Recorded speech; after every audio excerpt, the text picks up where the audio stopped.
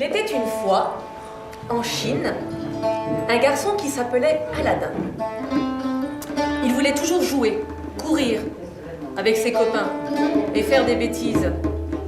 Il n'écoutait jamais sa maman et il ne voulait pas travailler. Alors, depuis que son papa était mort, c'est elle qui travaillait jour et nuit pour qu'ils aient à manger, parce qu'ils étaient pauvres.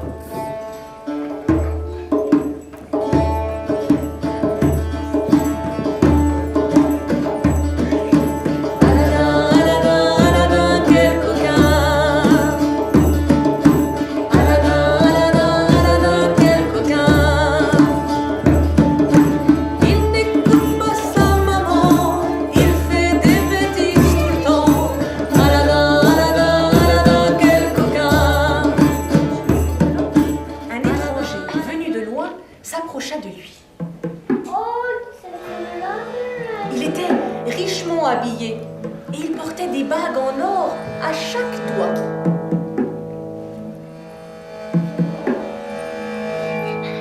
Bonjour Aladdin. Quelle grande joie de te voir. Je suis ton oncle. J'ai appris la mort de ton père, que c'est triste. C'était mon frère. Viens dans mes bras, cher neveu. Maintenant je suis là, je vais m'occuper de toi et tout ira bien. Tiens, prends cette pièce d'or et va acheter tout ce qu'il faut pour que ta maman nous prépare un bon repas. Je vous rejoindrai ce soir. Va, mon grand garçon, va. C'était la première fois qu'Aladin voyait cet homme. Son oncle. Il ne savait même pas qu'il en avait un. Et qu'il était gentil. Avec la belle pièce dorée, il acheta tout ce que le marchand avait dans sa boutique. Il courut tout raconter à sa maman, qui prépara un vrai festin avec toutes les bonnes choses achetées par Aladdin.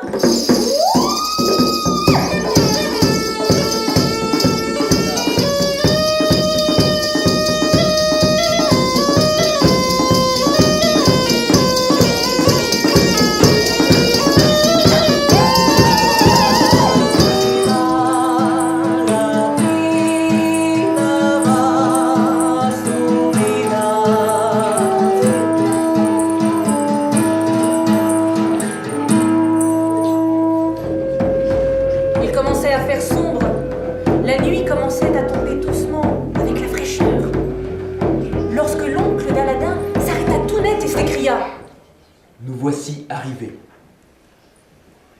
Ils s'arrêtèrent devant une immense montagne d'une drôle de forme, en plein milieu du désert. L'oncle se mit à dire des mots bizarres, en faisant de gros yeux et en dansant.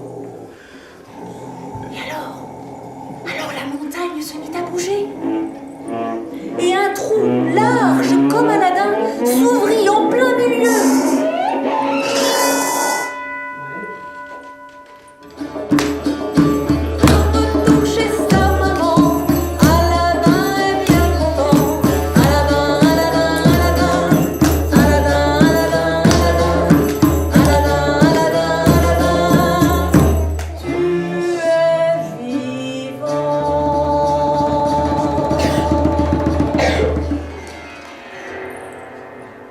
Depuis son retour chez lui, et grâce aux richesses ramassées dans la montagne, Aladdin et sa maman vivaient bien, paisiblement, et il ne manquait plus de rien.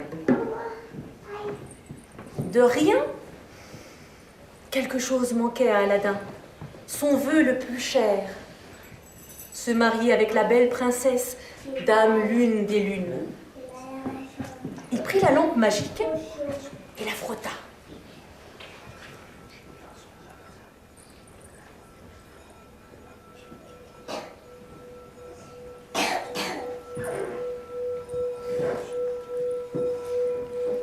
Que puis-je faire pour toi, maître? Génie, je voudrais épouser la princesse Lune des Lunes. Maître, je peux réaliser tous les vœux, mais la princesse est la seule maîtresse de son cœur et elle n'épousera qu'un prince. Génie, fais de moi un prince. Donne-moi un palais, des chevaux, des bijoux, une grande épée. Et tout ce qu'un prince peut avoir, donne-le-moi. À tes ordres, maître. Fier sur son cheval blanc, entouré de serviteurs, de caravanes remplies de trésors, il demanda la main de Dame Lune des Lunes, et le roi, sans aucune hésitation, lui répondit « Oui, je consens au mariage !» Le mariage se préparait.